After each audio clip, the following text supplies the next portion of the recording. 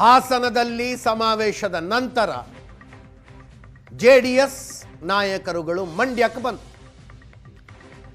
ಮಂಡ್ಯದಲ್ಲೊಂದು ದೊಡ್ಡ ಸಮಾವೇಶ. ಕೆಆರ್ ಪೇಟೆಯ ಮಡುವಿನ ಕೋಡಿ ಗ್ರಾಮದಲ್ಲಿ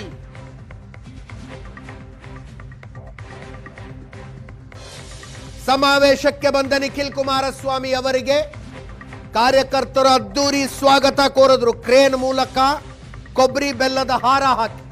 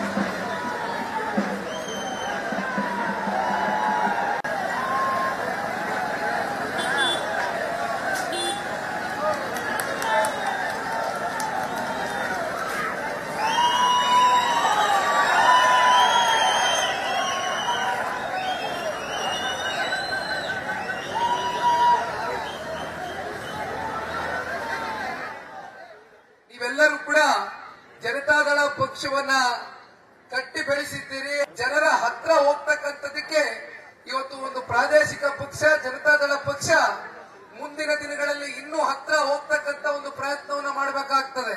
2019ರಲ್ಲಿ ಮೊದಲನೇ ಬಾರಿ ನನ್ನ ರಾಜಕೀಯ ಪ್ರವೇಶ ಆದಂತದ್ದು ಮಂಡ್ಯ ಜಿಲ್ಲೆಯ ಮಣ್ಣಿನಿಂದ. ಬಹುಶಃ ಚುನಾವಣೆಯ ಸೋಲಿನ ಪಾಠಗಳು ಇವತ್ತು ನನ್ನ ಜೀವನದಲ್ಲಿ ನನ್ನನ್ನ ಒಂದು ಪರಿಪಕ್ವತೆಗೆ ಬಹುಶಃ ಬಹಳ ಹತ್ರ ತಗೊಂಡು ಹೋಗ್ತಾ ಇದೆ ಅಂತಕ್ಕಂಥದ್ದು ನಾನು ಭಾವಿಸ್ಲಿಕ್ಕೆ ಬಯಸ್ತೇನೆ. ಚುನಾವಣೆ ಆಗ್ಲಿ ಅಧಿಕಾರ ಆಗ್ಲಿ ದೊಡ್ಡದಲ್ಲ. ಯಾಕೆಂದ್ರೆ ಅಧಿಕಾರ ಅಂತಕ್ಕಂಥದ್ದು ಶಾಶ್ವತ ಅಲ್ಲ. ಅಧಿಕಾರ ಅಂತಕ್ಕಂಥದ್ದು ಒಂದು ರೀತಿ ಕಾಲಚಕ್ರ ಇದ್ದಾಗೆ.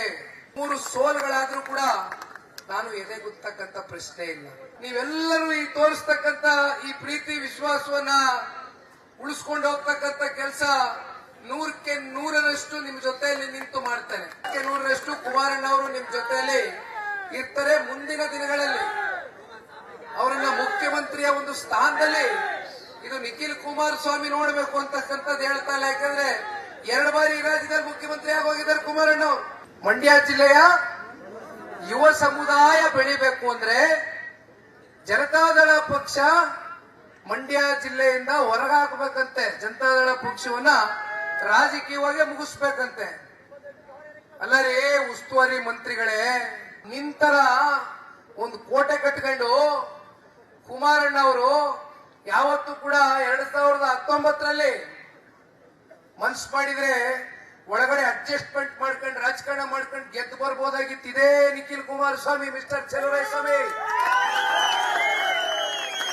ನಾವ್ಯಾವತ್ತೂ ಕೂಡ ನಮ್ಮ ಜೀವಮಾನದಲ್ಲಿ ಅಡ್ಜಸ್ಟ್ಮೆಂಟ್ ರಾಜಕಾರಣಕ್ಕೆ ತಲೆ ಕೊಟ್ಟಂತವ್ರಲ್ಲ. ಅಧಿಕಾರಿಗಳನ್ನ ನಿಮ್ಮ ಕಪಿಮುಷ್ಟಿನಲ್ಲಿ ಇಟ್ಕೊಂಡು ನಿಮ್ ಮನೆ ಛಾತಿ ಕೆಲ್ಸಕ್ಕೆ ಇಟ್ಕೊಂಡಿದ್ದೀರೇನ್ರಿ ಅಧಿಕಾರಿಗಳನ್ನ, ಮಿಸ್ಟರ್ ಚಲುವರಾಯಸ್ವಾಮಿ? ಜನತಾದಳ ಪಕ್ಷ ನಾಯಕರನ್ನ ಸೃಷ್ಟಿ ಮಾಡತಕ್ಕಂತ ಒಂದು ಕಾರ್ಖಾನೆ ಕಾರಣ ಇದು. ಬಹಳ ಜನ ಬಂದಿದ್ದಾರೆ, ತಿಂದಿದ್ದಾರೆ, ಉಂಡಿದ್ದಾರೆ, ಅಧಿಕಾರ ನೋಡಿದ್ದಾರೆ. ನೀವ್ ಹೇಳ್ದಂಗೆ ಯಾರೋ ಎದುರುಗಡೆ ಮಂತ್ರಿ ಸ್ಥಾನ ಅಂದ್ರು. ಮಂತ್ರಿ ಸ್ಥಾನ ಏನಪ್ಪಾ, ಮುಖ್ಯಮಂತ್ರಿವರೆಗೂ ಕೂತಿರೋರು ಇದೇ ದೇವೇಗೌಡರು ಔಟ್ಪುಟ್ಗಳೇ ಕಾರಣ.